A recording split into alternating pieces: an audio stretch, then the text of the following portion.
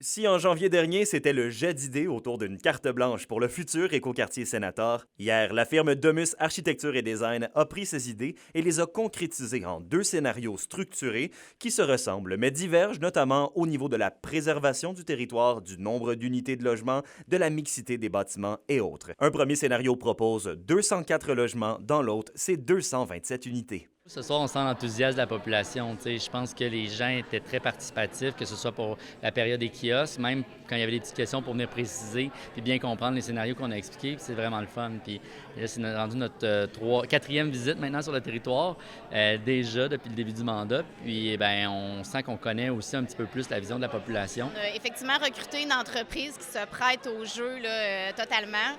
Donc oui, c'est plaisant. C'est beaucoup de travail consulter, hein, parce qu'on veut le faire de manière très sérieuse. On veut vraiment prendre en considération ce que les gens considèrent important. La population était encore une fois appelée à la planche à dessin afin d'émettre commentaires et suggestions sur leur vision du quartier du futur. D'animateurs aujourd'hui à chacun des kiosques qui ont permis d'entendre les gens. On continue aussi d'avoir un formulaire en ligne où on regarde les images qu'on a présentées aujourd'hui. On va pouvoir continuer à commenter et on récolte ces commentaires-là, on les lit, on les collige. Puis là, tu sais, on arrive à la fin, fait que, tu sais, j'anticipe peut-être des décisions plus difficiles, plus sensibles. À un moment donné, il va falloir trancher puis dire, OK, on avance avec ça. Oui, parce qu'un plan final doit être remis à la ville au mois de juin. Et pour ce qui est du début des travaux de construction des unités, bien ça ne sera pas avant 2027. Donc là, Rouyn-Noranda dit prendre acte de ces délais et pour ce qui est des citoyens de la zone tampon qui devront être relocalisés prochainement, bien, la ville confirme déjà travailler en parallèle sur d'autres projets de développement. C'est-à-dire, on veut offrir plus qu'un choix.